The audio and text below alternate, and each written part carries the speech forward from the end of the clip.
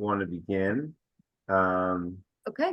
As people check in, they'll catch up, and as we continue. So, for those who were not on the webinar yesterday, I'm going to be repeating. You'll be hearing things, of course, that you didn't hear. But those who were on, you might hear a little bit of things that you've heard yesterday. So hopefully we won't be boring you. But just to start, my name is John Johnson, and I am a program administrator for the National Alliance on Mental Illness, Queens, Nassau.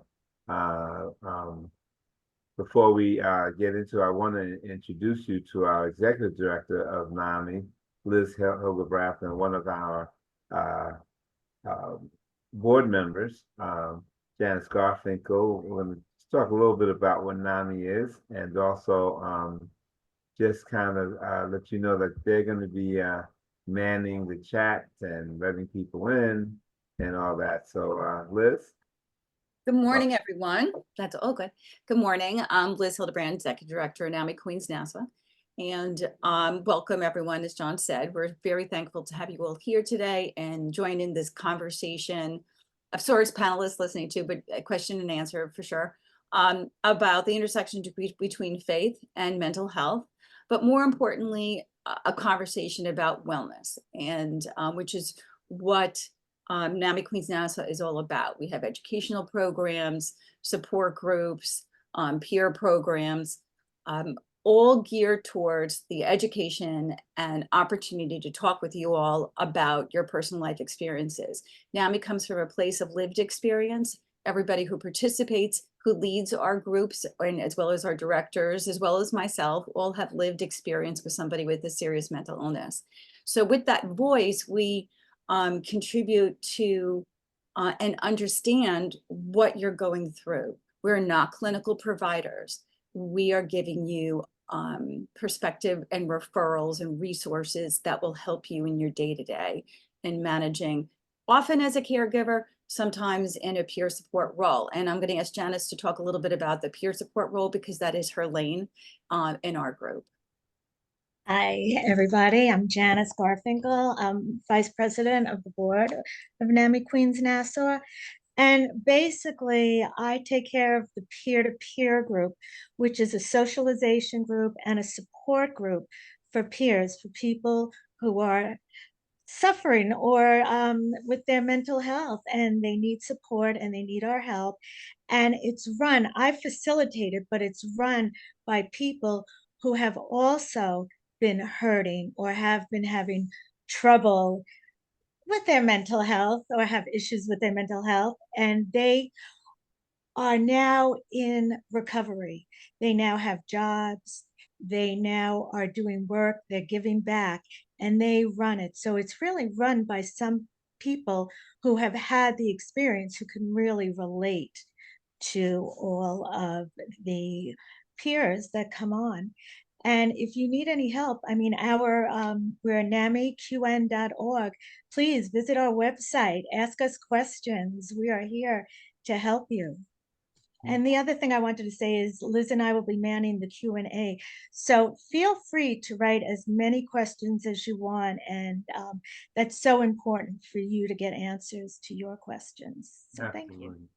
Well, thank you guys. And Liz and Janice, along with the rest of the board and volunteers that work with NAMI Queens Nassau, are undeniably just advocates, and they work hard, long hours, and we thank you guys. So just wanted to introduce myself a little bit, and one of the questions that I'm going to pose our panelists is, what is your why, right? What is your why? And in saying that, I'm not going to read their bios. I'm not going to talk about it, but I do want to say that as yesterday we had 4 panelists on, and it's such a blessing for me to be able to call our panelists not only colleagues, not only experts in their field, but also friends.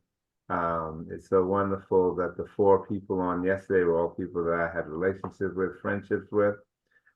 Just for a quick recap, I had a brother Thurston McDaniel, who was is a licensed clinician who spoke to a lot of different issues, but one of the things that I really got out of his talk was his work in the community with Black men, but also doing a lot of work with community involvement.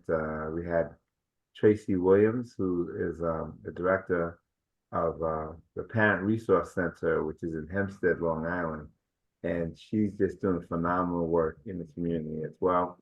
Um, we had a good friend of mine, Ernie Hart, who I always say that he's my oldest friend. I said, I made the joke, we were literally in diapers together. Not the same diaper, but Ernie and I go way back. Ernie was Supreme Court Justice here in Queens, New York. He also was a Deputy Police Commissioner for New York, as many, and he also was the Dean of Columbia Medical School. So he's had a wide range of jobs.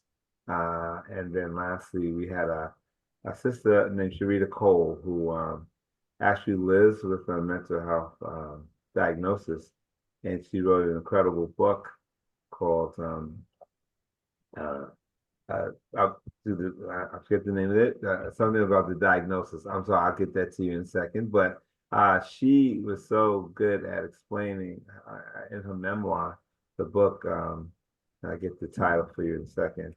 And just explaining her experiences living with a diagnosis and the work she had to deal with. One of my whys is that I also lived with a diagnosis. When I was 17, I was diagnosed with something called acute psychotic episode. And of course, later it was called manic depression. And of course, now it's called bipolar disorder. And I always say a couple of things. One is I never say that I am bipolar. No one ever says that they're cancer. No one ever says that they're diabetes. So that's a diagnosis. That's not who I am. And I also say that living with a mental health challenge is not a death sentence. I decided after having a long career in the public sector and the private sector to come out about to come out and tell my story a little bit and put a different face on bipolar or mental health challenges because there's more people that look like me who live with mental health diagnosis and than that person that you see on the screen that the media portrays. And not to say that that doesn't exist, but I know that there's more people that look like me. And you're telling my story and sharing my successes, as well as talking about my challenges, has been very rewarding for myself, but hopefully encouraging for those who live with the diagnosis and those who are caregivers and taking care of folks or just living with people who are dealing with mental health challenge. And so I'm using some particular words like mental health challenge as opposed to mental illness. And that is something that, of course, I had a talk with our CEO, Dan Gillison, who was a national CEO, and I said, we should change our name. Instead of the National Alliance on Mental Illness, NAMI, we should change it to the National Alliance on Degrees of Wellness. Again, words are important. So I'm trying to get people out of that. Even illness is a stigma, right? But it is what it is, and we will be using the word illness. So having said all that, yeah, I had several jobs. I've been pretty successful in navigating the disease. I was underwriter for the Child's Insurance Company years ago when I graduated from a school called Wesleyan University. And I'm so glad that one of my panelists is a friend, as well as someone who is an alumni of Westland. I worked in politics. I was also an underwriter for a child insurance company. I worked with Jesse Jackson and Bill Clinton when Clinton was running for president for his first term. And I did a lot of work in politics. I wound up doing a lot of work in the community. I became a teacher, and also one of the directors of a Boys and Girls Club out in Brooklyn. So I still have to say I had many jobs because I'm old, but also I just know that again, living with the diagnosis didn't prevent me from doing a lot of things that were just pretty good stuff. I decided a few years ago to kind of dedicate my life to those people who don't have a voice, those people who are marginalized, and those people who are not getting the help that they that are offered, or that they can get help, and using my platform to just talk about overcoming obstacles that we all have to overcome, and just dealing with the fact that you can thrive and do well even with mental health challenge. That's kind of my story a little bit. I got involved with NAMI, started doing work with some of their programs in our own voice, which is going out to schools and colleges and talking about telling my story and getting people involved with helping, and that's that's important. We do a program called Sharing Hope, which is for Black and Brown folks in the community, where I call it a community conversation, and it's really just getting people to talk about mental health, something that we don't talk about much. I'm so happy now that we have organizations like NAMI, and also just the atmosphere, the flavor, that people are now really engaging and talking about their mental wellness, and it's so critical. I think that if there was any benefit of COVID, it was people began to take stock in their mental health as well as their physical health. So, having said all that, I want to kind of bring it to my panelists and our speakers today. Again, as I said, it was wonderful being able to share the platform with friends. I have to say, Medina, Jett Tyson, is someone who I had heard about for years. We went to the same alma mater, but I'm a little older than her, maybe a lot older. But anyway, she wrote an incredible book, and she'll tell you about that. And we met a couple of years ago, and I just was like floored by her speaking and her writing, and I just want her to be a part of this. And then Suga Ray Marston is also eating his breakfast as we talk. All right, Suga Ray. Met Suga Ray 6 or 7 years ago when he was the keynote speaker at the NAMI New York State Conference, and he just knocked everybody down. Got a standing ovation. I think you might have been the only person, Ray, who got a standing ovation that weekend. We subsequently became friends, and we did work in Queensbridge housing projects where he's from, and I'm sure he'll tell you all about that. And just in terms of, again, you guys could write down questions, get it right in the chat, and we'll deal with that. Lastly,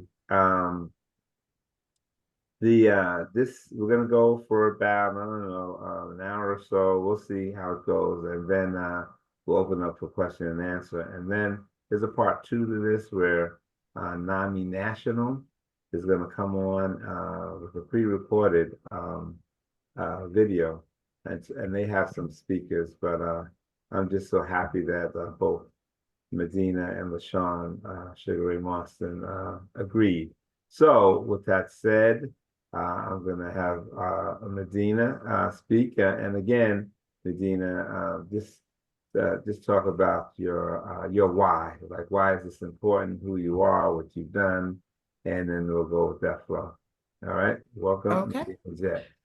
All right. Welcome, everyone. And thank you, John, for having me participate in this very important topic. I'll just give you guys a little bit of flavor about who I am, and then I'll move into my why. So as John said, I went to Wesleyan University. I grew up in New Haven, Connecticut, so not far from home when I went to Wesleyan. I always had dreams of becoming an attorney. So after Wesleyan, I went off to DC, attended law school at Georgetown, and came back to Connecticut, where I practiced law for a number of years in very large companies. Worked my way up pretty quickly, became senior executive at a couple of Fortune 500 companies in Connecticut. And then I decided that I wanted something more. I always had this drive to be more business focused. And so I went back to school. I attended University of Connecticut Business School for my MBA. And I had 3 kids. My oldest is 29. I have a son, 26, who is the subject of my book. And then I have my youngest daughter, who is 23. Life was going along pretty well for me and for the kids. And I had been married actually to my college sweetheart, who also attended Wesleyan. And after 15 years or so, he and I divorced. We were co-parenting. The kids were doing great, or so we thought. And it wasn't until the fall of 2019 that my son experienced something that was so new and different and scary to all of us. He was a junior at Bowdoin College up in Maine, and I got a call from the dean at the school telling me that I needed to get to campus because something was very wrong with my son. And after questioning her a bit, I still couldn't figure out exactly what was happening. My daughter, who was living in LA, called me in tears and said that my son had posted something on social media, made her feel like he was about to commit suicide. And it was just a lot spiraling. And I'm trying to throw clothes in a bag and get in my car and drive to Maine. And by the time I got to him, almost 4.5 hours later, the young person that had always been my kind, polite, well-mannered, very attractive, educated son I can't even describe it. He was a different person. He was talking out of his mind. He had extreme paranoia. He was complaining about the government and they're coming after us and they're listening to us. And I'm trying to process all of this at the same time, trying not to scare him because I had no idea what was happening. And so fast forward, he gets diagnosed with bipolar schizoaffective, leaves Bowdoin, comes home, and I then realized that my world is forever changed and that I now have to manage this condition that he has and try to get him to accept his condition and to manage it and to stay compliant with his meds. And there was just a lot going on. Fast forward a year later, the pandemic hits and my daughter's now home. My son is home. We're dealing with my son having what we later became aware was called hypomania, where it seemed like he just could not get to a stable point. And I have always been a very faithful, I call myself very spiritual. I grew up with being around a lot of different people of different religious backgrounds. And I've never ascribed to any particular religion, but I consider myself a very spiritual person. I have a very strong connection with the higher power. And as this all was happening, I remember sitting in my room and just praying like, God, why is this happening? it was too much. And one other thing I should mention that accompanied this entire situation with my son is that I also had an older sister who was 2 years older than me, who was suffering from terminal ovarian cancer. And I was also trying to be there for her at the same time I was trying to be there for my son. And at one point, it just got to be so much that I remember thinking, God has always had my back, but I have always had to work. And I believe strongly in the Bible verse that talks about faith without works is dead. And so I wanted to make sure that I was doing everything humanly possible to make sure I was helping myself and helping my son. And so that involved trying to get him to the hospital, trying to convince him of the importance of staying on his medication, trying to advocate for him and other people like him. And I realized that the more I shared what I was going through, the more people started to open up to me that they were going through very similar situations. And it was astounding to me how many people, particularly people of color, but also some of my white brethren as well, were struggling with young adults who were struggling with mental health issues. And so I realized that I had a role to play in not only helping myself and helping my son, but helping other people as well. And one of the things about my professional background is I am a professional speaker, and I've spoken around the country in a lot of different things, including financial services and diversity and equity and inclusion and things like that. And I realized that there was a why this was happening that I needed to come to terms with. And I always believe that God blesses people through other people. And I also believe it's impossible for you to be blessed by other people if other people don't know you need a blessing, right? And so that is one of the reasons I would share my story whenever I was talking to friends and they'd say, oh, how the kids doing? I would take that as an opportunity to say, well, let me tell you what I've been dealing with Dre and how he's doing. And like I said, the more people started open up to me, the more people started opening up to me. And so during the pandemic, there was not a day that went by that I was not on a Zoom call with a family talking about what they were dealing with. And they were trying to get my advice and guidance and what was I doing and what would I recommend that they do. And around the same time, I was dealing with issues like, do I call the police on my son or not? How do I get him to stay in the hospital when he gets there and then tells them he doesn't want to stay and he's over 18 and they can't make him stay? And all of these issues I was dealing with and starting to make some headway. And I realized that there's so many people out there who have no clue as to how to deal with this because we don't grow up in training. Most people who suffer mental illness, it happens. And it's up for the caregivers to get with the program and figure it out and learn and read and research and talk to people and try to figure out what's happening and how do I help.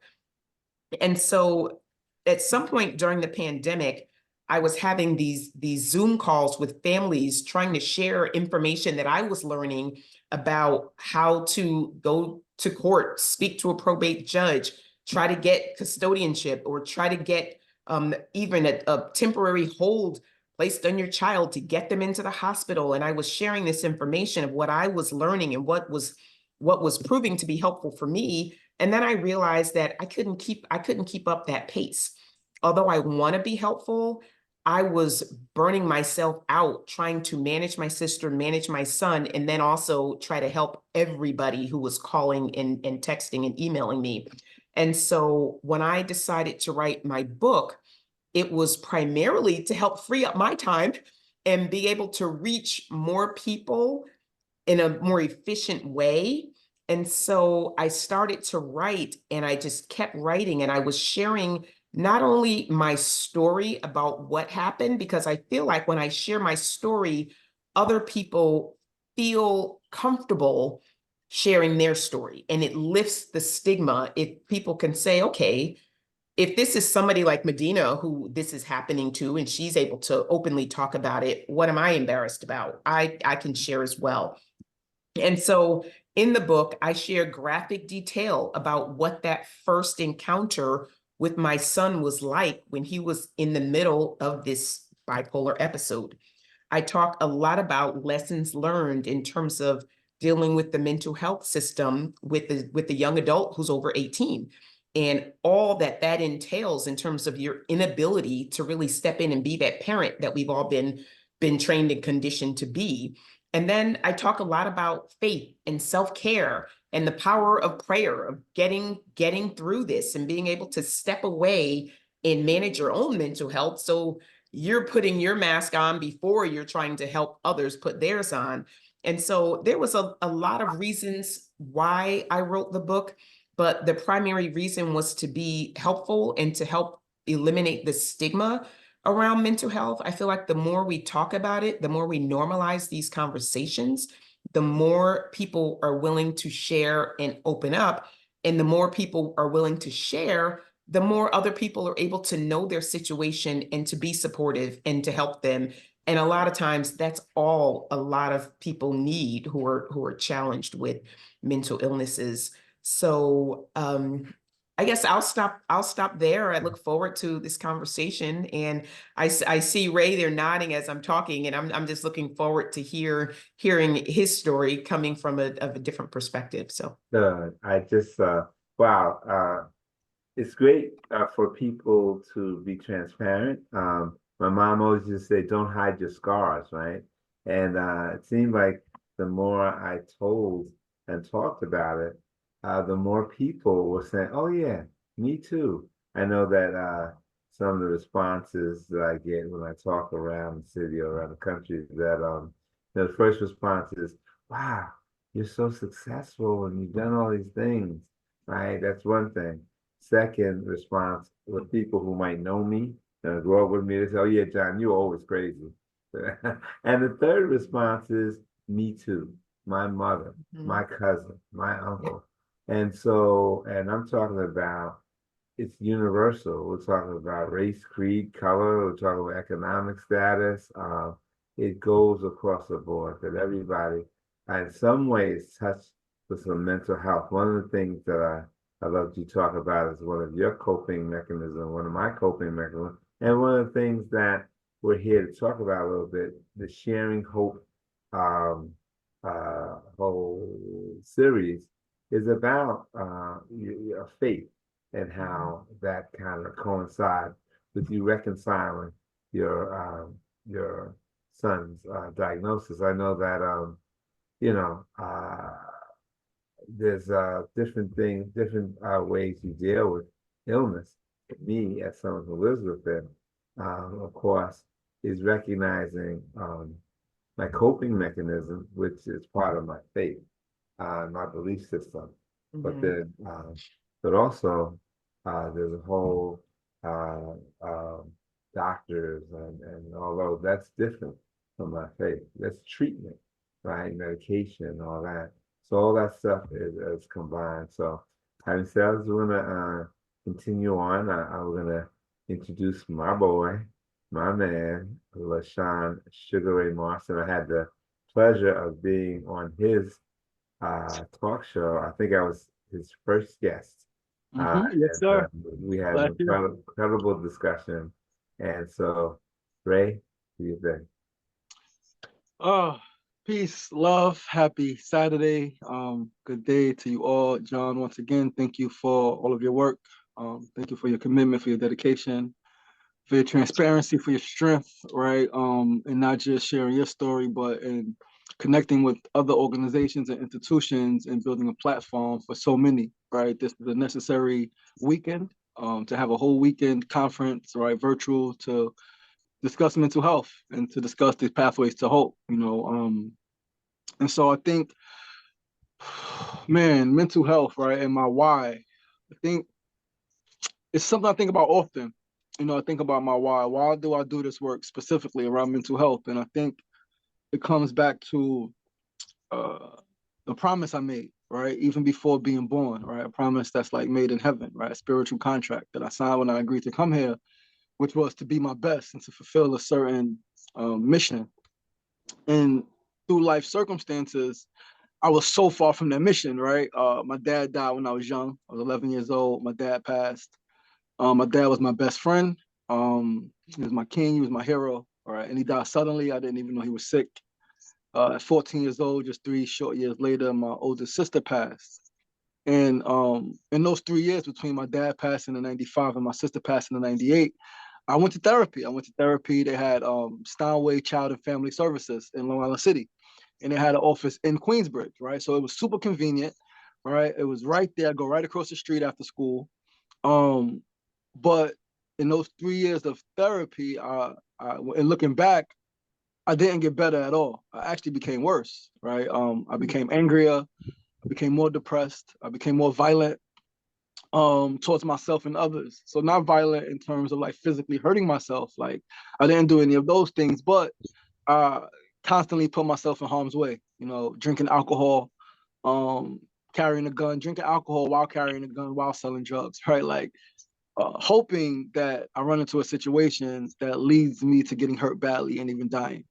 And part of it was because when I look back on my experience with therapy, as I think good intentioned as I think I had two therapists in those 3 years, as good intentioned as my therapists were, they could not really relate, and as much as they tried to use, other examples and other experiences of others, I don't think they could fully understand that as this 11-year-old boy growing up in the hood, like my father was really my best friend, right? They tried to, talk about other family and, other examples that I could, other people I can lean on. And it was like, but I need my dad, right? And my dad should be here. So going through all of that, at some point I realized that everything started with my mind. Everything started with how I perceive life. And I think so I've also been arrested, right? A bunch of times, been to prison, been to drug programs. And one thing they teach you is that acceptance, right? Acceptance is key. And once I began to accept that I had some mental health challenges, where I had some challenges with my mental health. Once I began to accept that I was angry, I was violent, once I began to accept that my reality was what it was, that my dad wasn't here, my sister wasn't here, but I still had a promise, I still had a mission that I had to fulfill. I had to then go through all of the steps to figure it out, right? And so young, 16 years old, I got my GED and I started college at 17. And I was, immediately went into psychology, abnormal child psychology, specifically because I wanted to understand myself. I wanted to understand the people around me, my family, my friends, my environment. And in that, I made specifically coming out of prison or even in prison before I was released, I did 3 years. I now physically made a promise to like, if you keep going the way you're going, you're going to end up dead or in jail forever, right? But if you make some adjustments and if you commit to figuring yourself out, first and foremost, figure out who you are, why you're here, and why did all of the things happen that happened, right? Why did you experience so much pain, so much, trauma at such a young age? If you can make that commitment, then the life that you dream of, you can have. And then in that, watching so many of my friends lose their life, right? Watching so many other people lose their life. And so my why is because there's nothing else to do, right? This is what I'm here for. I'm here to control my mind, right? To like maintain myself and in maintaining myself, push myself to be my absolute best. Because it's something that I owe to myself, I owe to my creator, I owe to my parents, I owe to my grandparents and all of my ancestors, and I owe to all of my friends, and I owe to all of the people, period, who didn't live long enough to figure it out or to get the help that they needed, right? To gain control over their life, to gain control over their mind, and to, attain that state of bliss. And so growing up in the hood, one thing they say is that, money, strive for money. But we see so many people with money that are still depressed. We see so many people with money that take their life, right? And so me being aware of that, it was like, it has to be internal, right? The peace that we seek, the happiness, the joy, it has to come from within, heart, mind, spirit. And so yeah, that's pretty much my why is I owe myself, right? And there's for me at least, there's no other option other than my commitment to becoming my best and to ensuring that I do as much as possible to help as many other people become their best. Ah, well, powerful, Ray, Thank you. every time I hear, and you just touch the surface of the things that you deal with in your documentary, touch the surface of things that you've dealt with in Queensbridge. If people don't know, I ever heard of Queensbridge housing projects, Ray could talk to it, but it's an incredible place of, I would say, incredible energy. I would say energy, right? Queensbridge is a place where you know a lot of rappers come from, a lot of athletes, but also there's a violent element to Queensbridge, and it could be scary, but not with Sugar Ray. I love walking around Queensbridge with Ray because I'm the man. I could walk with him, and I'm like, yeah, no fears. But I want to throw this question. I know that, yeah, a book that I've been trying to write for the last 30 years. I know that there's 4 or 5 parts to it. The first part is dealing with tough times and when I was recognized. And the second part is about what you talked about, well, both of you talked about the acceptance, and just accepting the fact that I had to deal with these mental health challenges. And the third part is talking about treatment, my coping mechanism, things that I do to cope. Fourth part is really just talking about successes and what I deem to what I want to see in mental health and mental illness and mental health advocacy. So my question is, tough times. Like when, Medina, did you recognize, I know that you talked a little bit about your son, and did you see anything prior to that? Were there any warning signs? Was there anything that you said, oh, and tell me a little bit about that process? So that is a excellent question. It's one that I have run through my head so many times, and I dedicate several chapters in the book to, there's a chapter I call Raising Dre. And it starts out from when he was 2 years old on up until he got to college and had his diagnosis, where I assessed so many different situations that could have been a sign of his inability to regulate his emotions, his inability to handle stress or anxiety. And there were things that I missed. And so I was, without looking at the big picture and knowing what you're looking for, it's so easy to fall into the trap of, oh, he's having a bad day. And you look at situations as isolated instances as opposed to data points that are all leading to a clear conclusion. And in the book, I talk about times where he had a complete meltdown on his way into a job interview. And I sat there in tears in the car after he got out because I didn't know what had happened. What did I just experience? What was that? How was he going to do in that interview if he can't even hold it together to go inside the building? And an hour later, this dude comes out of the building, out of his interview. He gets in the car. He's excited about how well it went. He's talking to me all about the questions they asked him. And I'm still sitting there traumatized from what I experienced an hour before. And he was a totally different person, had forgotten all about it. And I didn't see that as a sign of an issue that needed to be addressed. There were several other incidences like that. One that I talk about in the book also, he was stuck in a parking garage and the gate was malfunctioning. He couldn't get out. And I was waiting for him on the corner. We were going to switch cars because we had switched cars earlier. And I called him like, what's taking so long to come out? The gate's not opening. And he had just gotten so worked up that I didn't see that that could have been a bipolar episode.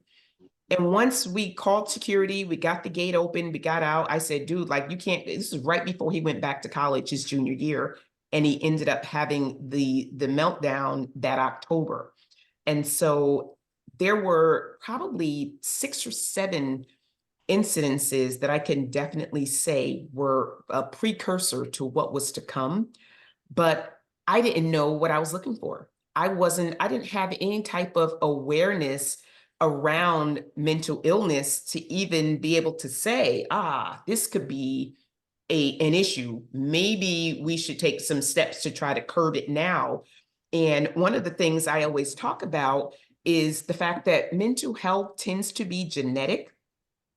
There are a lot of families that have mental illness in their family that don't talk about it. And it dates back generations to generations. Back in the day, no one talked about Uncle James who had a mental health issue. My personal story is that I was raised in a house with a mother that I am convinced now has bipolar. I didn't know what bipolar was when I was a kid, but I knew something was not right. And I remember at 14 talking to my grandmother who lived in North Carolina about what was going on at home with my mother who was in Connecticut. And my grandmother, basically, when my mother finished high school, sent her to Connecticut. And my grandmother said, well, she's always had bad nerves. And I said, is that code for mental health issues? And did you send her to Connecticut because you couldn't deal with it anymore and you didn't want to accept and get help for her? And so now she's in Connecticut raising 4 kids as a single mom, and we're getting the brunt of her undiagnosed mental health condition. And so growing up, I didn't even know enough to know that this was genetic and that I should be looking out for it among my siblings or among my nieces and nephews or my kids. And once this happened to my son, I started talking to my family about it. And folks started saying, well, you know, Uncle James, I don't think you've ever met him. He's been in a mental health institute since before you were born. I'm like, really? I have an uncle in a mental health institute that I've never heard about? And that's just how things were back then. And so when I think about all of the situations and the episodes that Dre experienced, had I been more aware, I would have been able to get help for him much sooner, which is another reason I talk to parents a lot about how do we raise our kids so that we're more emotionally in tune to them. Because as parents, we think about our kids' educational well-being. We think about their physical well-being. Are they eating right? Are they getting enough exercise? Are they becoming good citizens and people? But we don't necessarily talk much about their emotional well-being. And I know back in the day, if I was upset, my mother would say, you keep that crying up, I'll give you something to cry about. We weren't allowed to show our emotions as kids. And as we grow up, a lot of us fall into that same pattern with our own kids. And that's something that I've been trying to change with my kids, saying like, how are you today? No, really, how are you really feeling? How did you feel about that particular issue? And do you want to talk about it? Are you happy? Are you sad? Those are all like real emotions. And one of the conversations I had with my son, because we talk a lot now that he's accepted his condition and he's gotten so much better, he said that he never felt like as a young Black man that he had the ability to be sad or to be hurt or to be disappointed. He always had to be this strong exterior, and inside he was hurting about a lot of things, namely me and his father's divorce. And so getting kids to recognize that it's okay to share your feelings, and we as grown-ups and their parents and loved ones need to create that safe space for them to feel comfortable doing that. And so there's so many things that I would have done differently when my kids were little, but I'm trying to help other parents learn from, I won't say my mistakes, but learn from my lessons learned as a parent. Now that my kids are all grown up, how do we help our kids regulate their emotions in a much more effective way?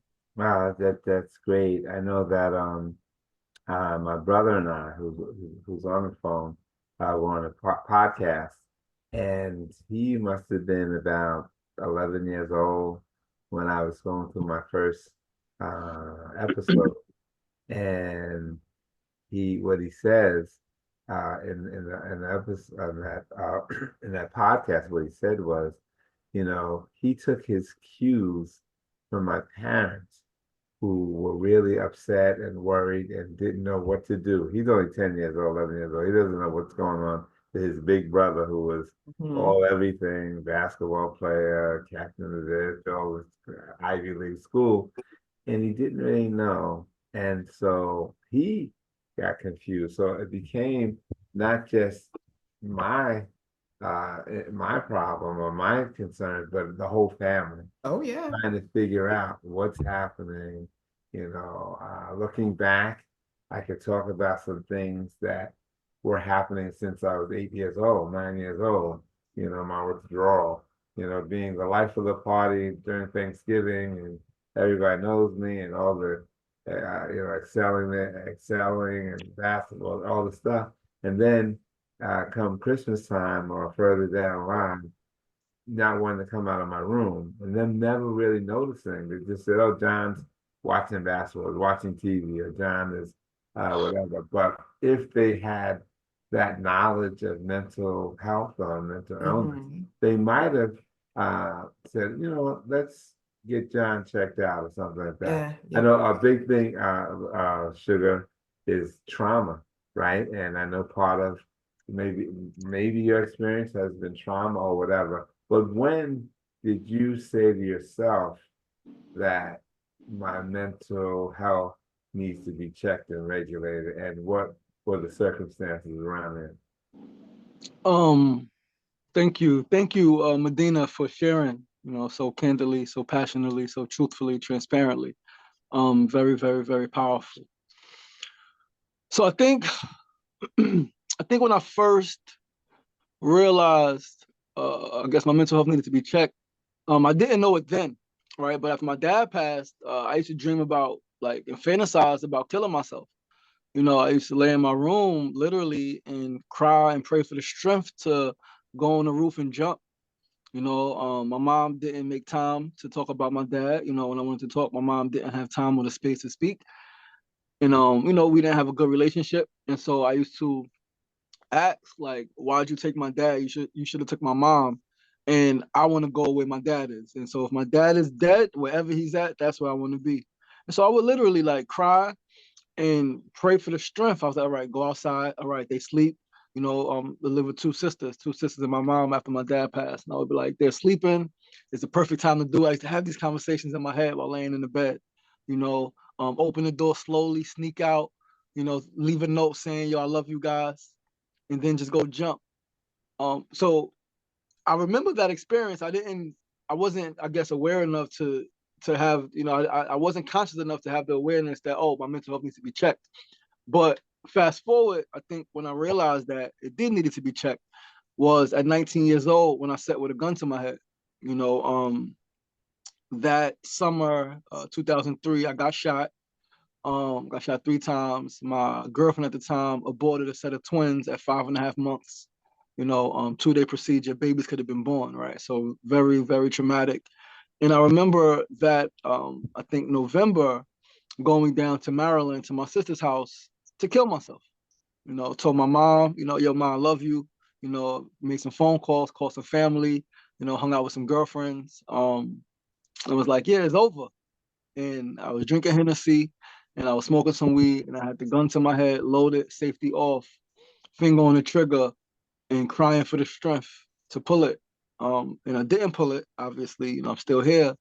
And I remember, I don't remember at what point I fell asleep, but I remember waking up with, the cup of liquor, the weed on the floor and everything like that, and the gun there. And I woke up slowly, like from a dream. It was like, yo, what is happening? Right? Like, what is going on? Oh man, like, what did I do or almost do? And so fast forward, recognizing that, yo, I got to do something different. A year later, I wasn't so much consciously like thinking about suicide, but I was still putting myself in harm's way, right? I was still in the streets. I still had beef with the guy who shot me. I didn't care if I lived or died, but I wasn't actively contemplating suicide, right? And then fast forward some more, coming out of prison 2007, finally changing my life in 2008.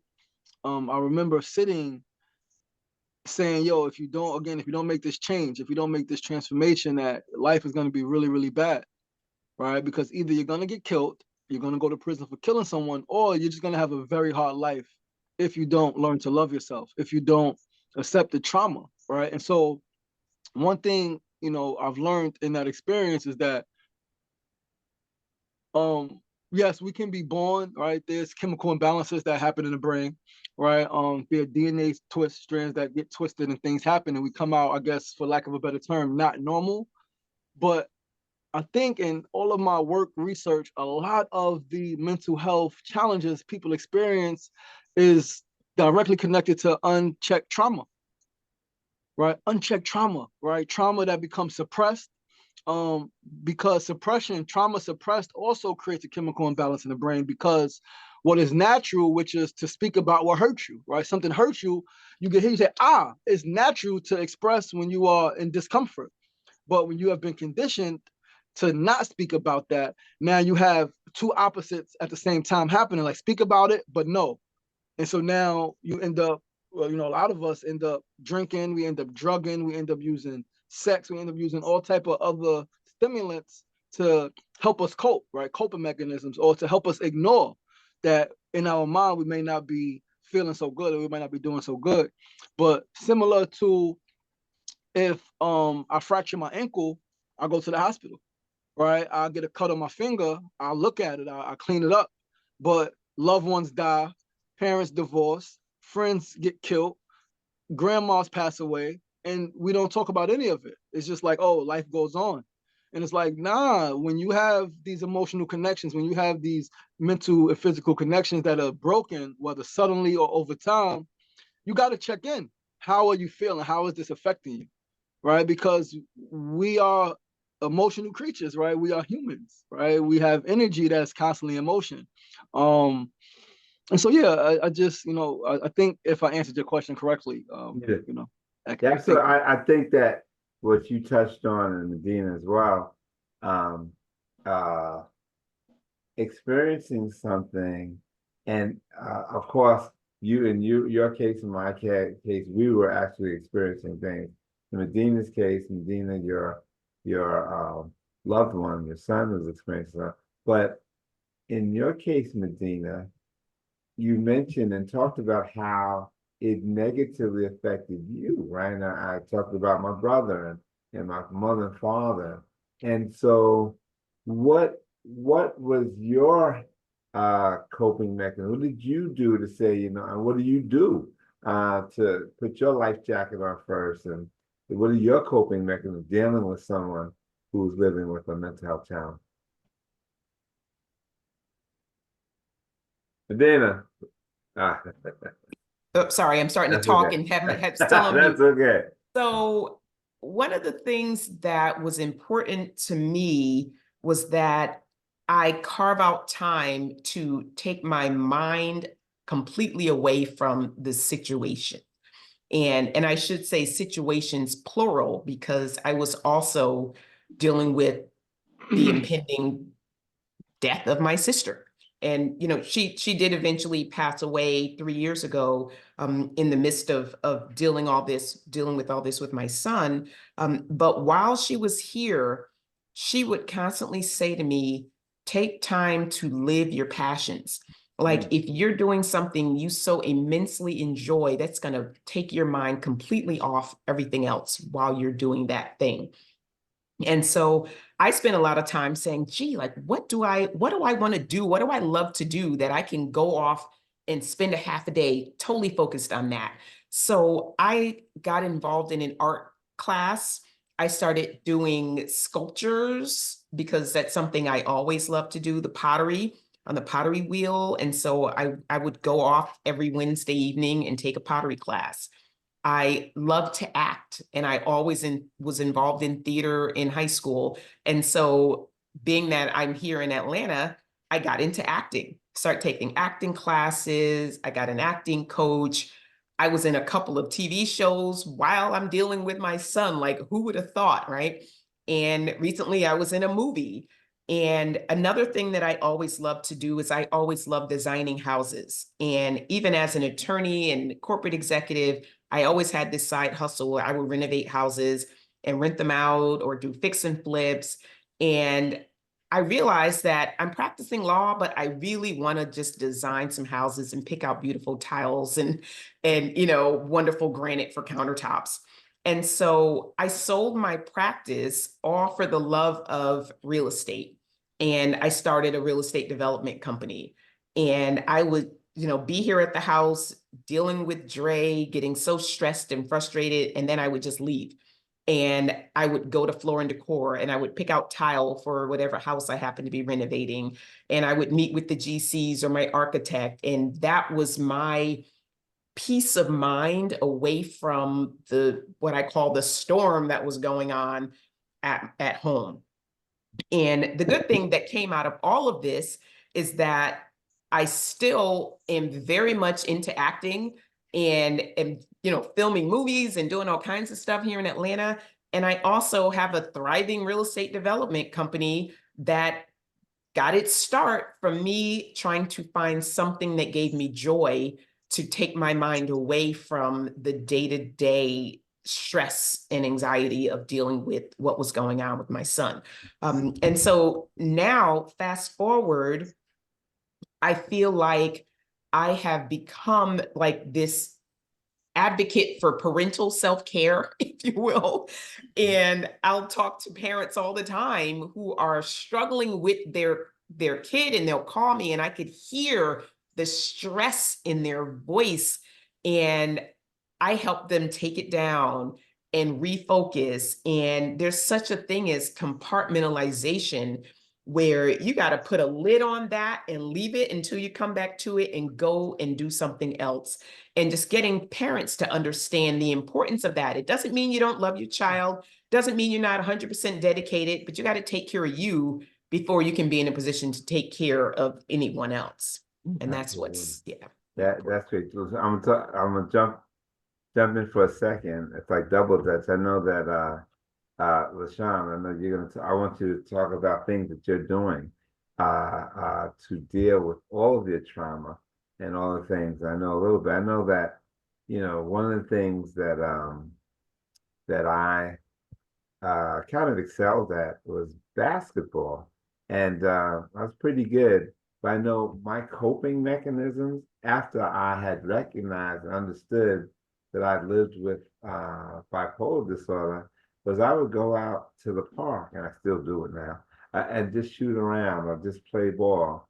And that was kind of not only an escape for me, but it was also part of my gifting in terms of when I played, it was like a prayer. When I played, I just, and I was pretty good and I did pretty well, but I know that I found something that took me away from and helped me to cope. I'm fortunate that I live on the beach, so sunrises and sunsets, walking on the sand, walking. My friends still laugh at me when I say I'm going to go take a walk up the mountains. Oh, there go John, going up the mountains or something. But we all, and that's me dealing with a serious mental illness. But everyone has to deal with their coping. And how do you deal with stress? How do you deal with anxiety? How do you deal with depression?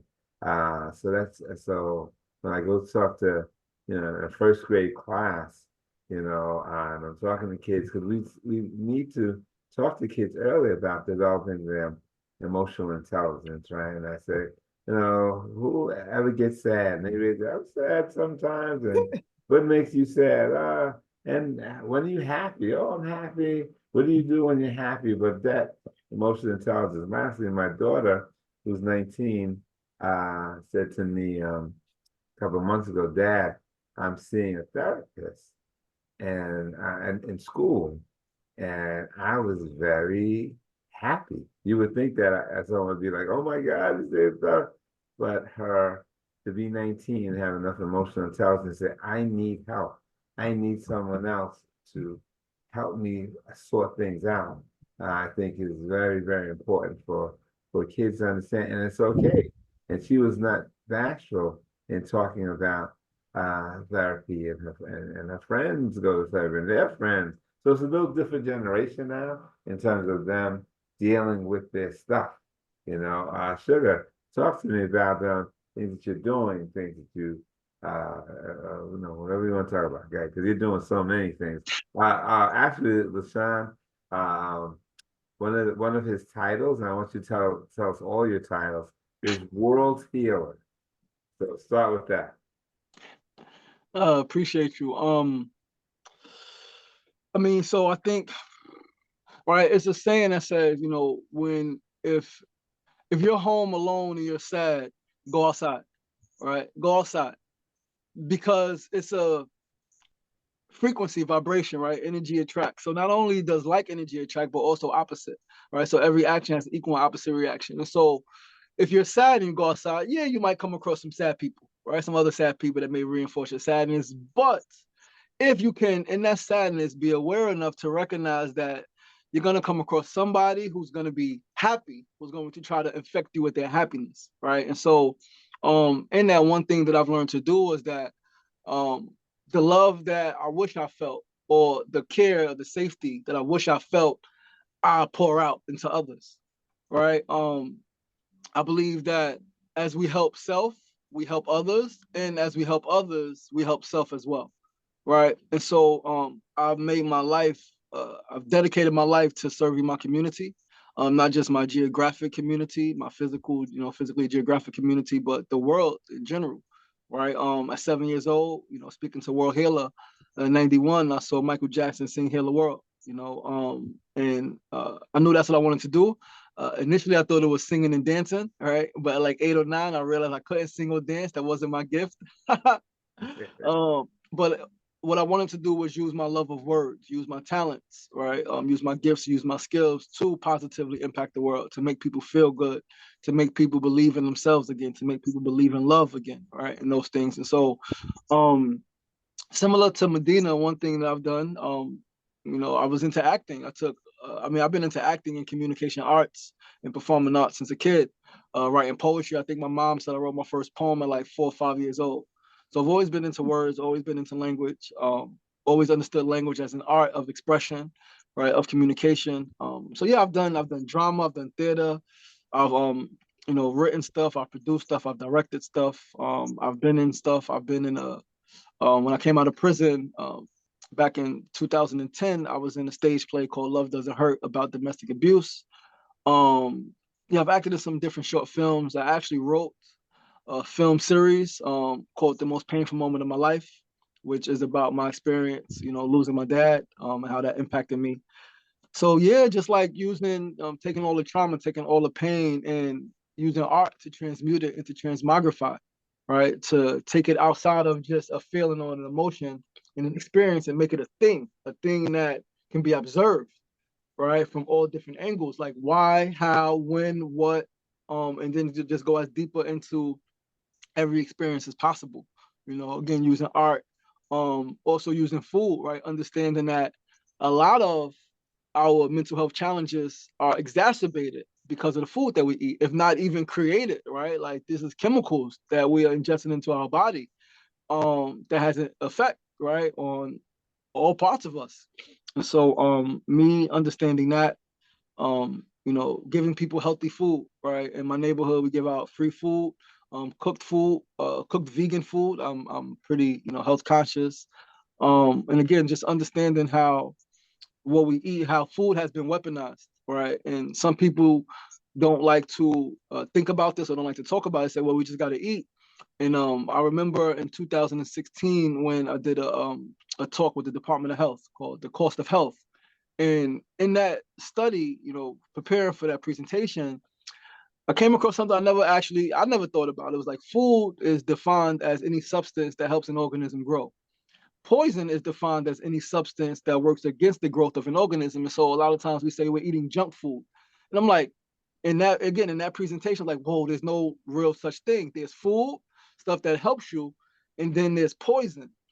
And so a lot of times, if I told you, hey, let me give your daughter this needle that got poison in it, you would want to hurt me. You would be like, no, get out of here, right? We got a problem. But if I give you this cereal, if I give you this candy that got this red dye 40 in it, right, and tell you it's good, you're going to give it to your child. And so we are poisoning our children. We are poisoning ourselves and our community. It's being poisoned. And we have to understand that specifically, even if we don't care about physical health, we say, you know, are we all going to die one day? Cool. But we have to understand how that affects our mental health, our ability to process information, our ability to articulate what we feel, and even to feel. A lot of us don't feel because we're numb, right? And so we become robotic. So yeah, the one thing that I've done to help my mental health and to, you know, maintain the sane, same mental capacity is complete service, right? Dedicating myself to service.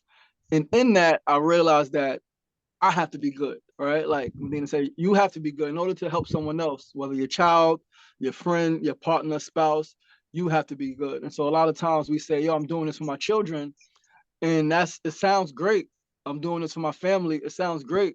But then you are stressed and you are overworking and you're not good. And so what I've done and what I say, and it ruffles feathers sometimes, I'm doing this and I'm living for me.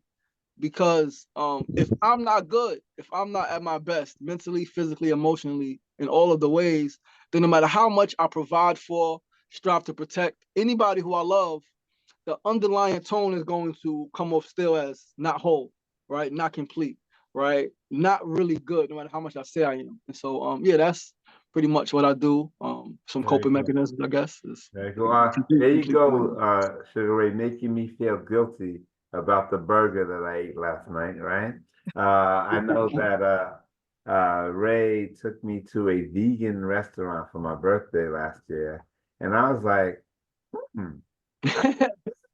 good. So I appreciate you educating me. And even though I was an athlete and I've been to trainers, I kind of know what to do. It's about doing it, right? A lot of times we kind of understand and know, but we don't do it. One of the questions in the chat was, Ray, do you do anything in the prison system to speak and talk? And as well as I'll throw this out to you, Medina, you've been in corporate America.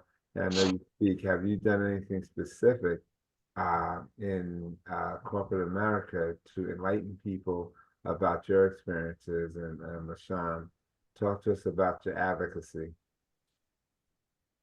Medina? Who should go first? Okay, so like I said, I do a lot of speaking. And so I've spoken at companies, at law firms, because not surprisingly, mental health is showing itself in the workplace. And a lot of companies are trying to get ahead of it by figuring out how can they create a better culture for people to acknowledge and manage their mental health, and for people who are struggling with young people at home who are dealing with mental health issues. In Hartford, before I moved here to Atlanta, there was one of my colleagues at a law firm that I used to work at, whose 11-year-old son killed her 9-year-old daughter and stabbed her and landed her in the hospital. And this is something that the Hartford community still remembers very vividly. And employers want to make sure that they are providing the best type of service, be it EAP programs or panel discussions and awareness around mental health, both in the workplace and at home. So yeah, I do a lot of speaking at that level. One of the things that I want to do more of is speaking at the colleges and universities, because in the 20s, the early 20s, that's the time where bipolar hits most young adults, between, I think it's 18 and 24. And for parents who send their kids off to college, not really recognizing what has a very good chance of happening and how do they stay on top of it in terms of staying in touch with their kids and being able to identify when they're having an issue. And they say that it's times like in times of change or transition, like moving away, going to college, the stress of being away from your family, all of those things present themselves. And that's why a lot of people start to experience this while they're away at college. So yeah, so there's a lot more that I want to do there. I had the fortune, I guess, of having chapter 1 of my book published in Newsweek a couple of months ago. And as a result of that global exposure to my story, my communication channels have all been blowing up with people from around the world who are going through mental health challenges.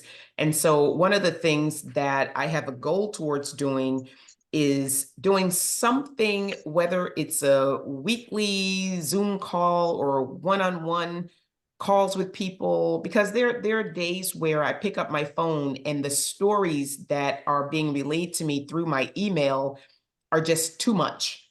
And it breaks my heart what a lot of parents are dealing with.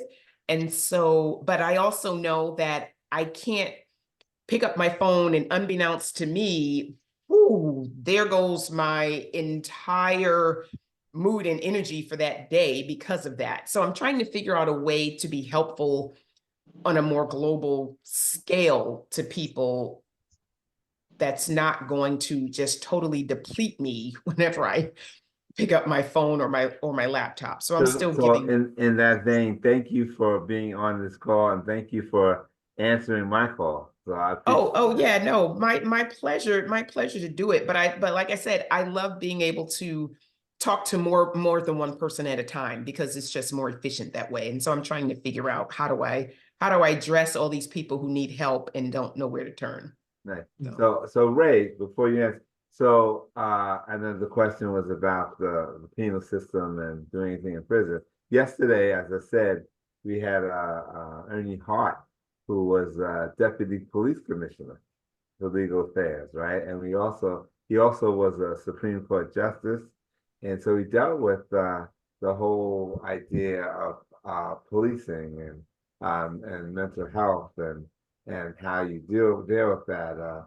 So you and I had that experience with your brother, Mhm. and that could have been a real tragic situation, you know, in terms of police and the court system and all that. So speak to that, all right. You've been through the system a little bit, and is there any mental health counseling going on? How do you feel about community policing with mental health? Speak to that. Um, Man, I don't It's a think big there's one, any. right? Yeah, I mean, I think now more.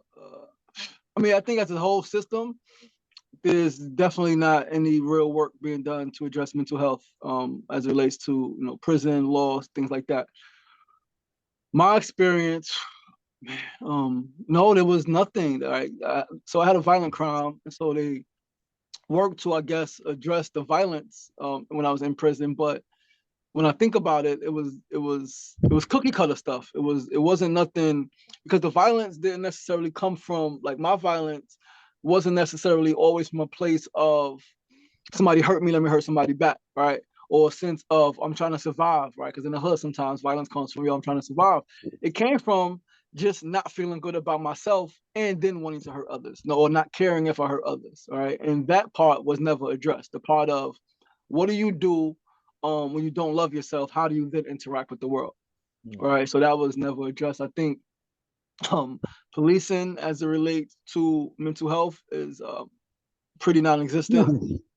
All right. I think that it's such a tough question, right? Because I think the system of police, especially in America, comes from slave patrol, all right, which is all about control. They say protect and serve, but I think common knowledge now, just a little bit of research, is to protect and serve the institution, not to protect and serve people, specifically not Black people, even more so not poor people.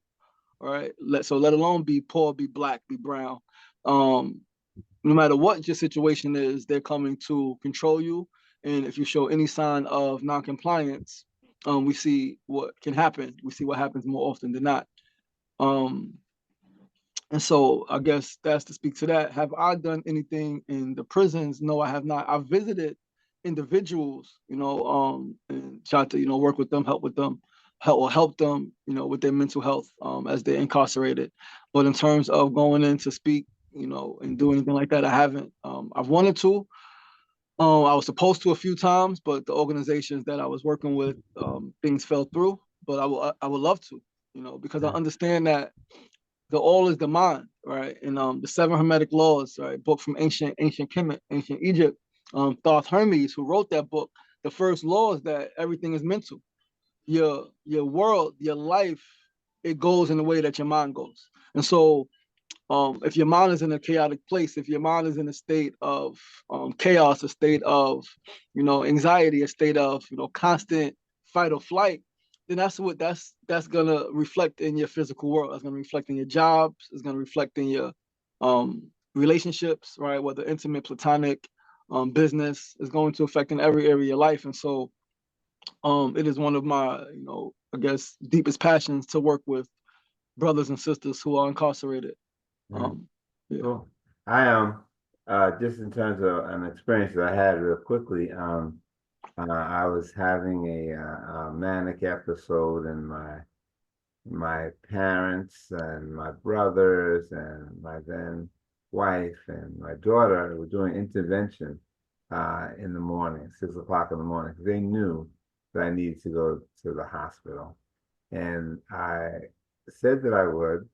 But I said, let me just take a break and let me just take a walk. So I decided to take a jog out, and this is years ago, 20 years ago, jog out in Nassau County, and where I lived. And there was a police officer in the neighborhood, and I was about 30 feet away from him, and I started yelling at him and cursing at him. Who the F do you think you are? What are you doing in my neighborhood? And I started walking towards him. And the blessing was, this was good policing. He told me to stop, but I didn't. And so it would have been one of these things where the unarmed Black man gets shot by a white cop, right? But I was really the one who was pursuing this police officer. So what he did was, instead, I see him now, just instead of he reached for, I thought, his holster, but instead of pulling out a gun, he pulled out a mace, and he squirted me up, and I went down, and my brothers and everybody heard the sign. There must have been 5 police, 5 cops, 5 patrol cars coming, surrounding me, and they found me on the ground, and I was handcuffed. And the good thing was, like my parents, my father, they thought I was shot. But I did have to go through the whole system. I was arrested for assaulting a police officer, which I did not do. So he did not shoot me, but he did lie and say that I assaulted him. So I had to go through the system, and it was an incredible process. Again, a family being involved. And at that time, I was working with the borough president. I was the youth service coordinator for the borough of Queens. So that was a big deal also. Long story short, I was put in a hospital and got better, after, and all those episodes that I had when I went to the hospital were when I stopped taking medication. We could talk to that, Medina, in a second.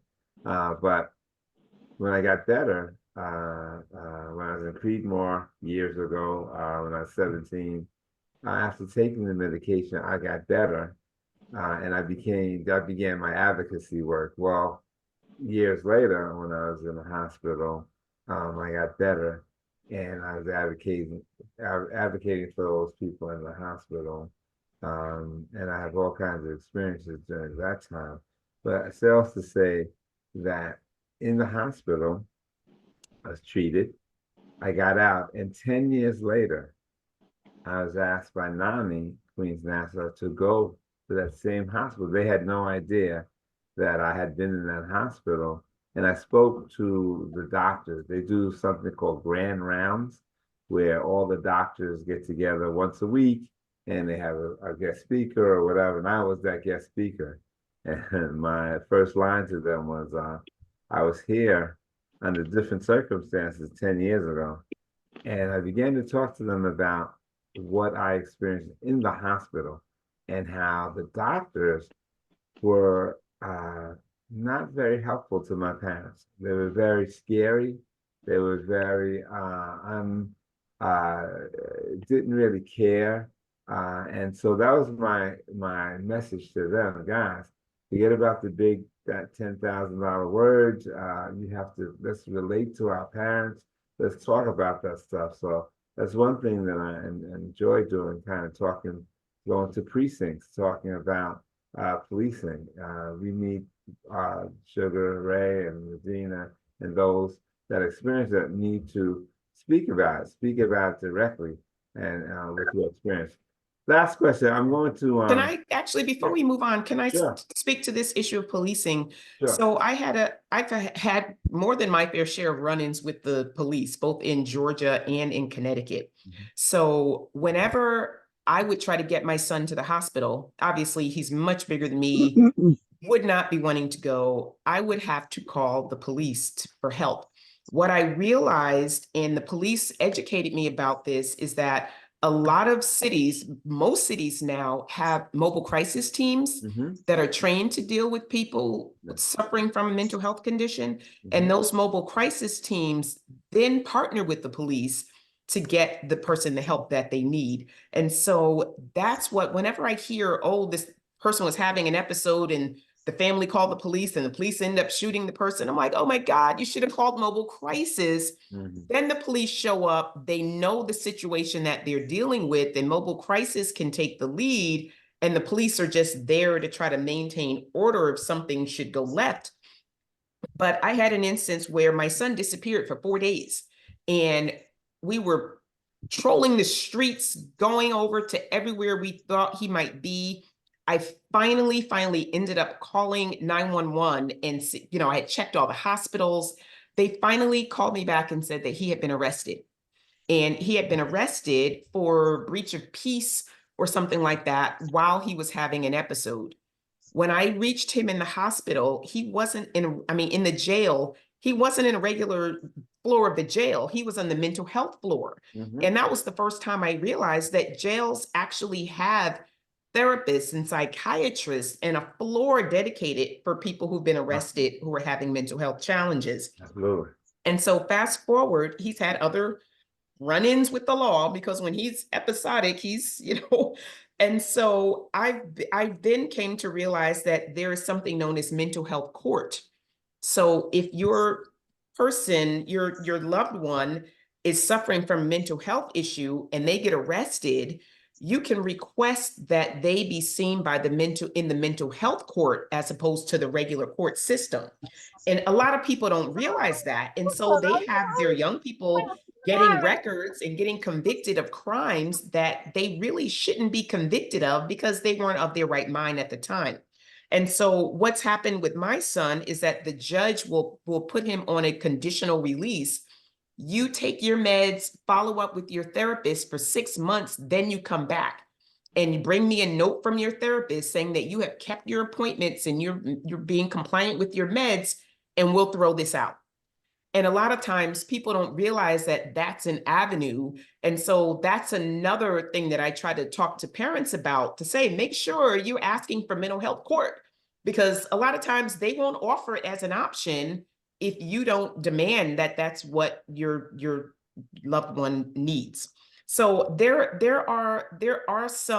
some recognition of the mental health crisis that we're going through. And I see courts and I see a lot of hospitals and towns are trying to put mechanisms in place like the mobile crisis units. I've had instances where I called the police on my son, and the police looked at him, and my son was this was 2 days after my sister passed away, and my son had a major relapse. When we finally found him, he was wandering down the street with no shirt and no shoes on.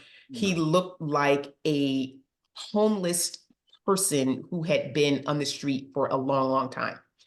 And I tried to get the police officer to get him into the ambulance to help the mobile crisis people get him to the hospital.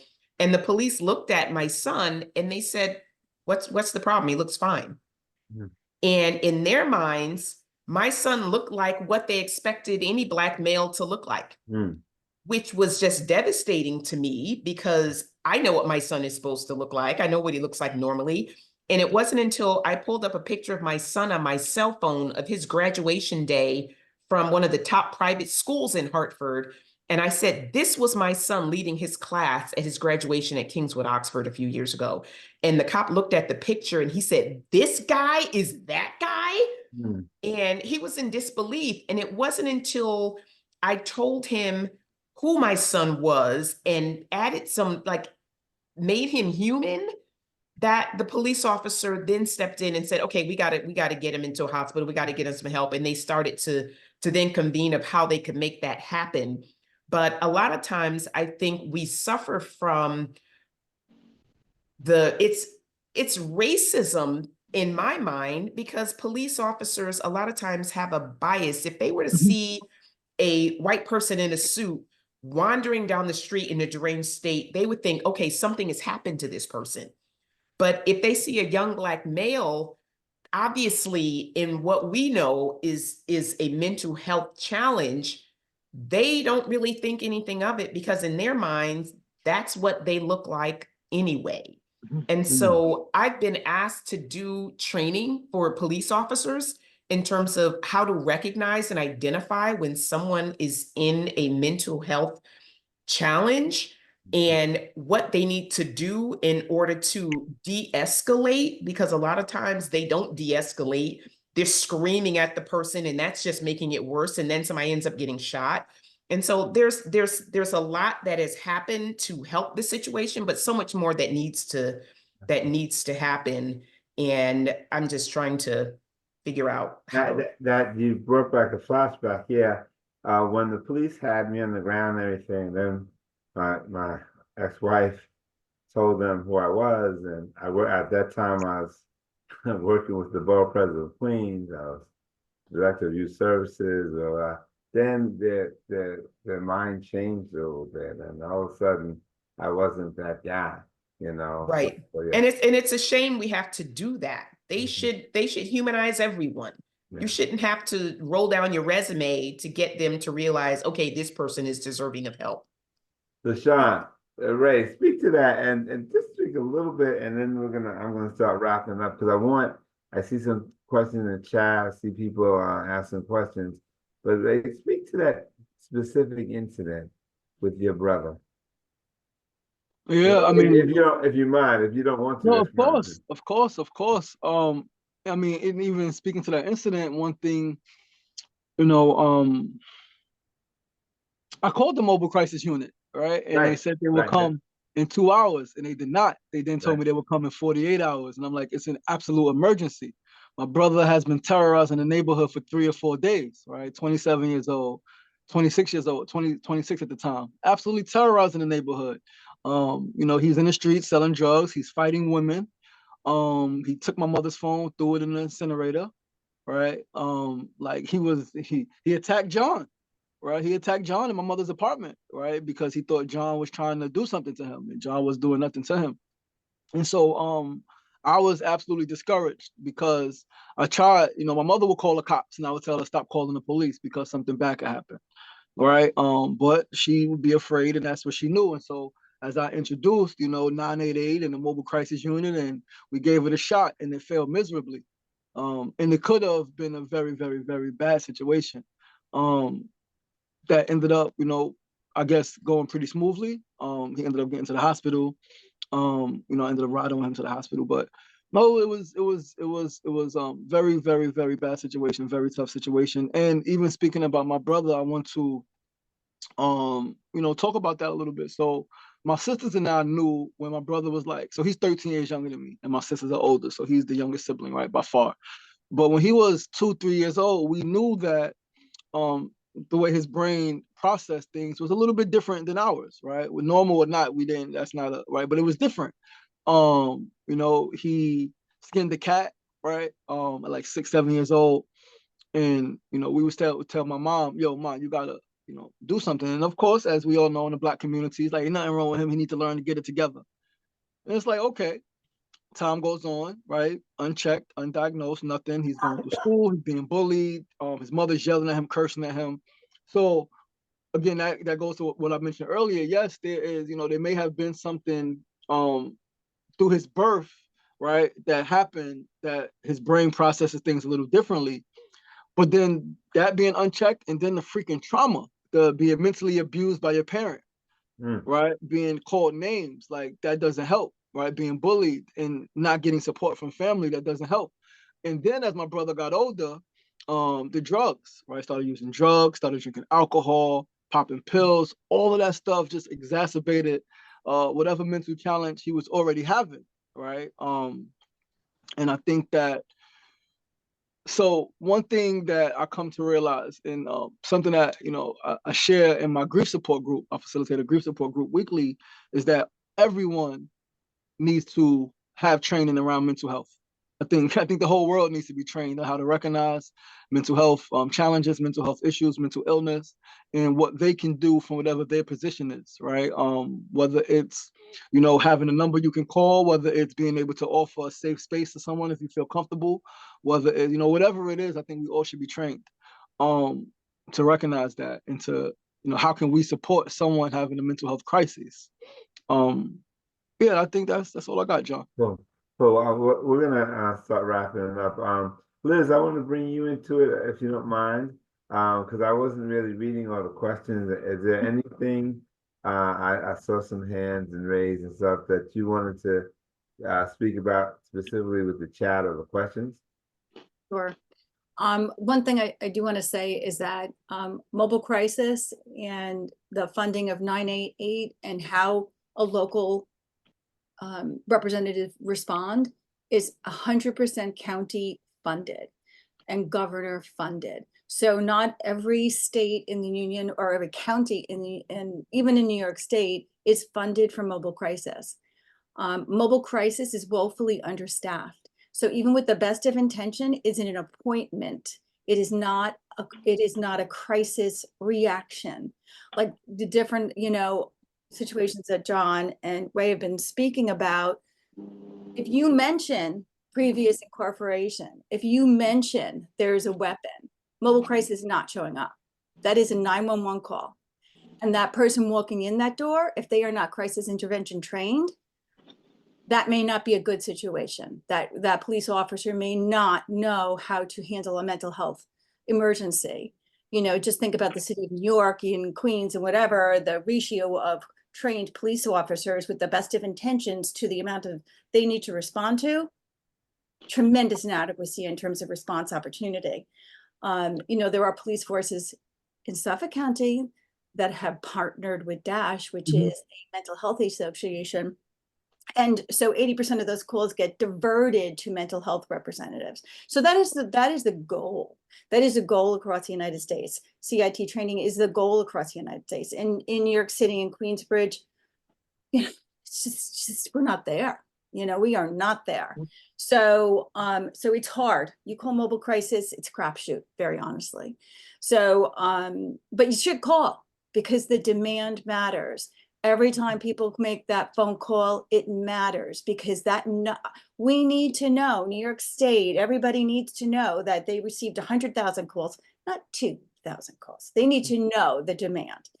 But in terms of people asking, there's a lot of people asking questions about specific disease states. In other words, when you have schizophrenia, when you have this and that. And, it's understanding that a mental health disorder is not static. It changes, it progresses. If you're not medicated, it's going to progress faster because your brain is not being addressed. You have high blood pressure, you take blood pressure medication or you change your diet. If you don't address your mental health disorder, it will get worse before it gets better.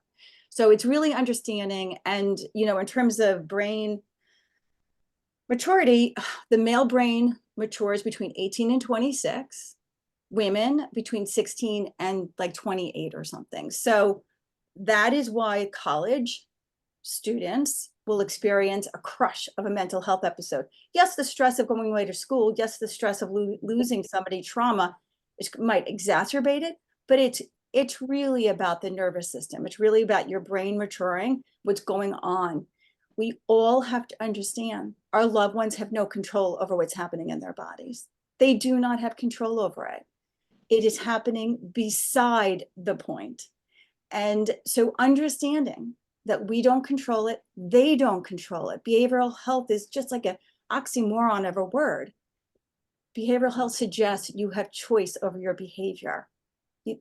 Our loved ones don't. They didn't choose to have these illnesses. These illnesses chose them at birth, whenever, whether it was trauma informed or genetic, right? It doesn't matter. That's what's happening to our loved ones or to us. And, you know, it's continually to educate ourselves. So again, the questions really have to do more, John, with specific illnesses and situations people are experiencing with their loved ones. The most important part of this whole conversation is getting care for yourselves, getting care for your loved ones, and understanding that, just as Medina's been talking about, you can't do it alone. You just can't do it alone. It's outside. We weren't educated from, you know, through our elementary school and high school systems, as if they even worked. We weren't educated in this. We're not doctors, right? We're not. Yeah. So Thanks, Liz. I know that you know, people could go to NAMI QN website and get more information, more specific information. It's we have many programs, as Janice is talking about. I participate in a family to family for caregivers, and it's for those who are trying to understand, you know, what's happening with their loved ones, what to say, what not to say. There's in our own voice, which is for presenting in schools and stuff like that. So, you know, NAMI is a resource. It's something that, and again, the program that I'm affiliated with now, Sharing Hope, is I'm actually going into Black and Brown communities and churches and civic organizations, and actually giving that people that opportunity, that forum to talk about mental illness, their experiences, and it's been so rewarding or so incredible that people, when given the opportunity, when given the platform to speak, they are speaking directly to what's happening to them, what's happening to the community. So we're going to continue doing that. Okay, last, Janice, you want to say something? You're muted. No, Okay. no, I was just going to say that education is just so important. And John and I go to a lot of high schools and colleges, and we do something called Ending the Silence, where we inform high school students about what could happen. Again, my daughter is one of the speakers at ETS. She was diagnosed with schizophrenia, and she had it when she first came to college. Obviously, she had to drop out, but she kept saying, I didn't know what this was. I didn't know what to expect. I didn't know, and I didn't know either.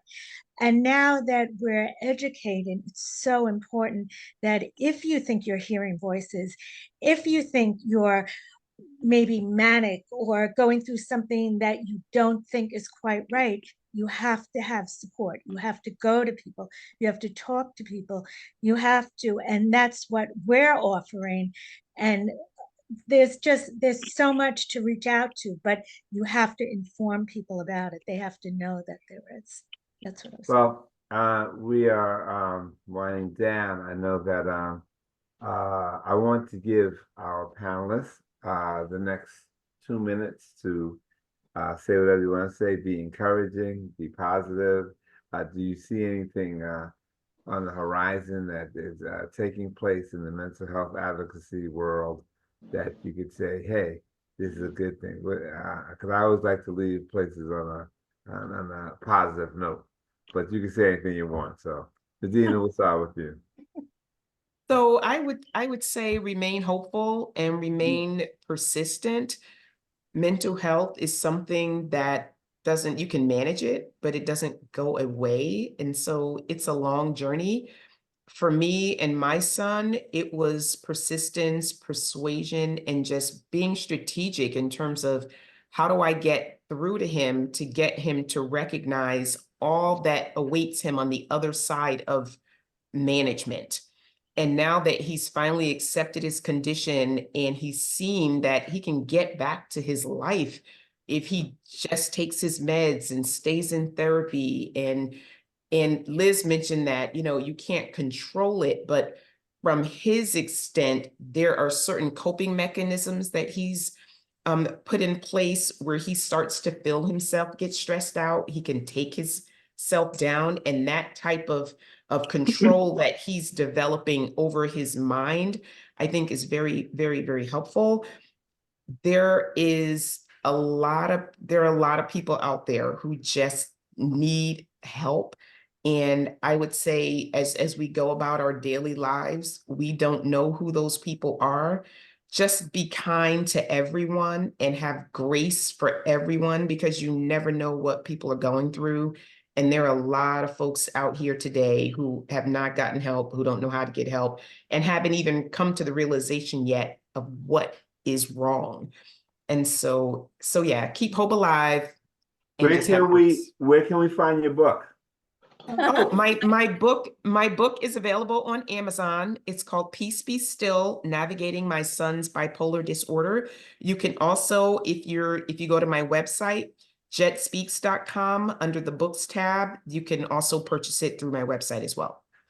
John, I put Medina's and Ray's website in the group chat. So Very everybody good. look at your chat, you have their websites. Cool.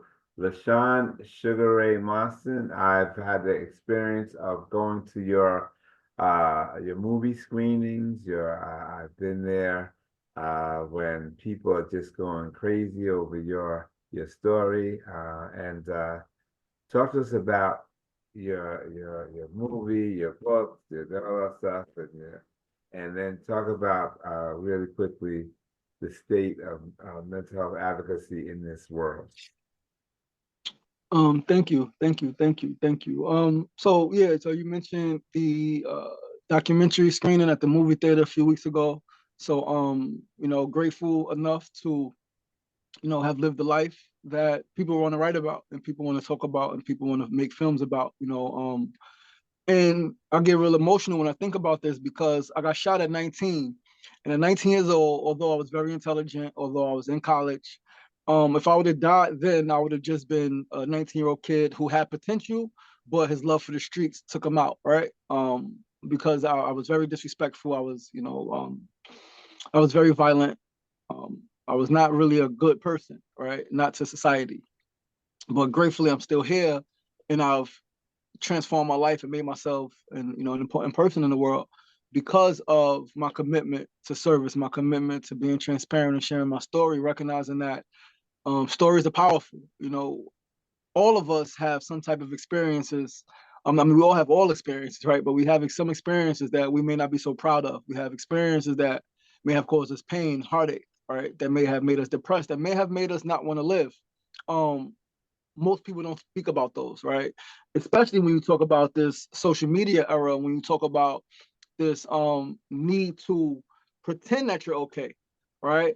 And it's like part of my commitment to life is that it's perfectly fine to not be okay, right? It's perfectly fine to not be okay. Nobody is okay all the time. However, the beautiful thing is that when you the title mentioned faith, right? Like FaithNet.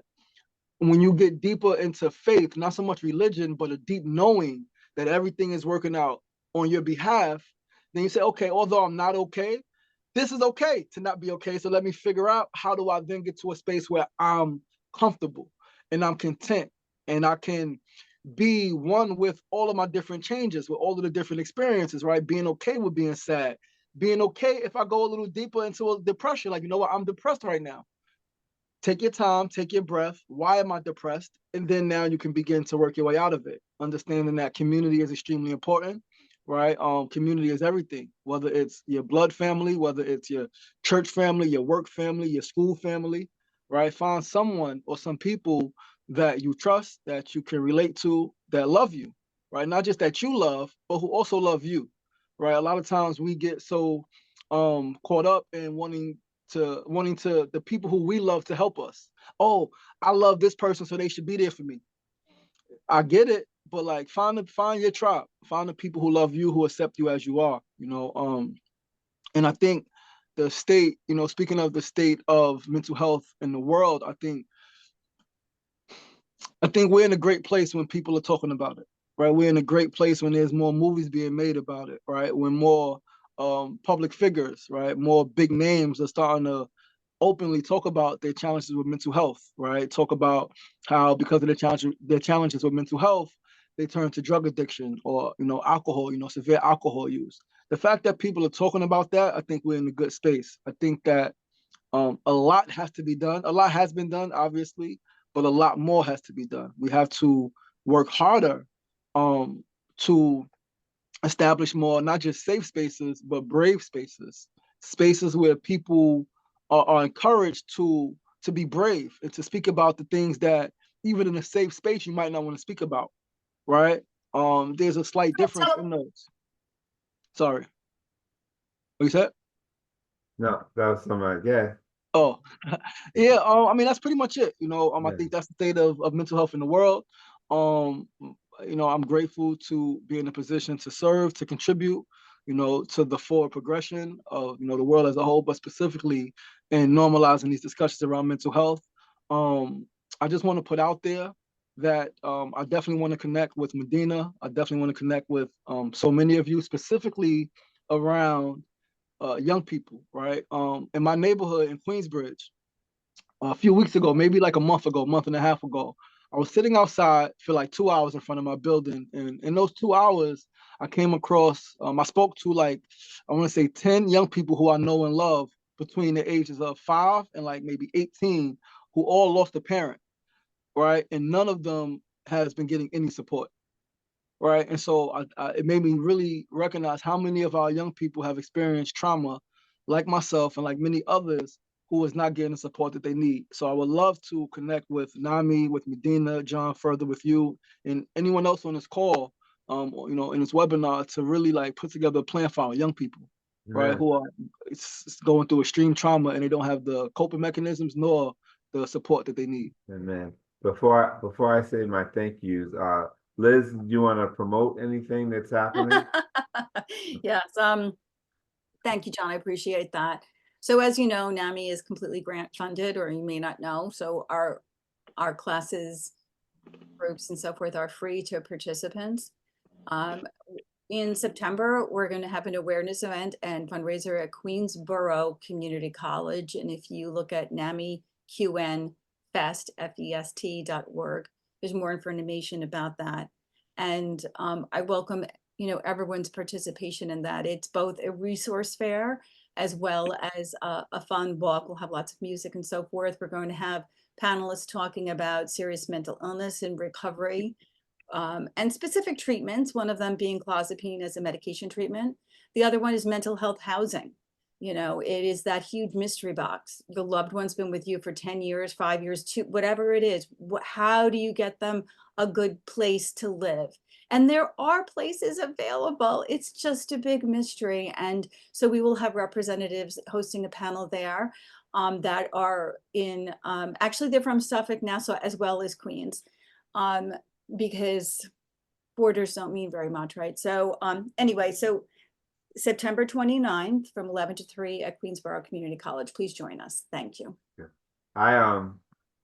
I just want to say I am extremely thankful to those who are on this webinar. It seems sometimes when we do these things, we're preaching to the choir. So those who are on this webinar, go out and tell people what you heard here, what you experienced, so we can multiply the number of people who have experienced this. It's not just you. Let's open it up. Medina, thank you. I'll be in touch with you. Let's go to Wes and walk on Foss Hill. And of course, Sugar Ray, we talk all the time. You're my brother. Appreciate you, man. And continue doing all the things that you're doing, man. It's amazing. We need to get into all the things that you're doing in terms of globally and all the stuff that you're doing with your movies and the movie theater, you know, all the stuff you do. But I'm grateful and thankful to you both. We're going to be in touch. We're going to take a 10-minute break for those who want to come back. NAMI National has a film, not a film, but they have a pre-recorded talk of different speakers that are going to come on as well. So they'll take like a 10-minute break, and those who want to come back, I think the pre-recording is about 45 minutes or so, but it's good, and you'll hear some of the national speakers. Dan Gillison, who is a brother who is now the head of NAMI National, speak, and it'll be a spoken word and different things like that. So those who want to attend, definitely I'll be on welcoming you guys back and just saying a few words to end it all. But thank you all again. Medina, thanks. Suga, thanks. And come on back and be in touch with NAMI. Thank you guys. All right. Thank you. Thank you. Thank you, John.